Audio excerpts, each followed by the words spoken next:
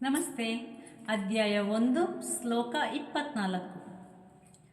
ಸಂಜಯ ಉವಾಚ ಏವೋ ಮುಕ್ತೋ ಋಷಿಕೇಶೋ ಗೂಢಕೇಶೇನ ಭಾರತ ಸೇನಯೋರುಭಯೋ ಮಧ್ಯೆ ಸ್ಥಾಪಯಿತ್ವಾ ರಥೋತ್ತಮಂ.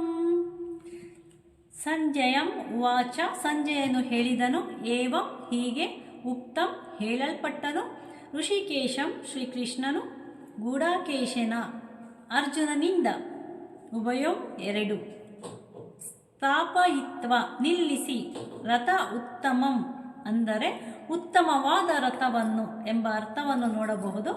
ಅನುವಾದ: ಸಂಜಯನು ಹೇಳಿದ, ಹೇ ಭರತ ವಂಶಜನೇ, ಅರ್ಜುನನ ಈ ಮಾತುಗಳನ್ನು ಕೇಳಿ ಶ್ರೀಕೃಷ್ಣನು ಎರಡು ಸೈನ್ಯಗಳ ನಡುವೆ ತನ್ನ ಶ್ರೇಷ್ಠ ರಥವನ್ನು ನಿಲ್ಲಿಸಿದ. ಭಾವಾರ್ಥ: ಈ ಶ್ಲೋಕದಲ್ಲಿ ಅರ್ಜುನನನ್ನು ಗೂಢಕೇಶ ಎಂದು ಕರೆದಿದೆ. ಗೂಢಕ ಎಂದರೆ ನಿದ್ರೆ, ನಿದ್ರೆಯನ್ನು ಗೆದ್ದವನು ಗೂಢಕೇಶ. ನಿದ್ರೆ ಎಂದರೆ ಅಜ್ಞಾನ ಎಂದು ಅರ್ಥ. ಕೃಷ್ಣನೊಡನೆ ತನ್ನ ಗೆಳೆತನದಿಂದ ಅರ್ಜುನನು ನಿದ್ರೆಯನ್ನು, ಅಜ್ಞಾನವನ್ನು ಗೆದ್ದ. ಕೃಷ್ಣನ ಮಹಾಭಕ್ತನಾಗಿ ಅವನಿಗೆ ಕೃಷ್ಣನನ್ನು ಒಂದು ಕ್ಷಣವೂ ಮರೆಯಲು ಸಾಧ್ಯವಿರಲಿಲ್ಲ, ಏಕೆಂದರೆ ಇದೇ ಭಕ್ತನ ಸ್ವಭಾವ. ಜಾಗೃತಾವಸ್ಥೆಯಲ್ಲಾಗಲಿ ನಿದ್ರೆಯಲ್ಲಾಗಲಿ ಭಕ್ತನು ಕೃಷ್ಣನ ಹೆಸರು, ರೂಪ, ಗುಣ ಮತ್ತು ಲೀಲೆಗಳನ್ನು ಯೋಚಿಸದಿರುವುದೇ ಇಲ್ಲ.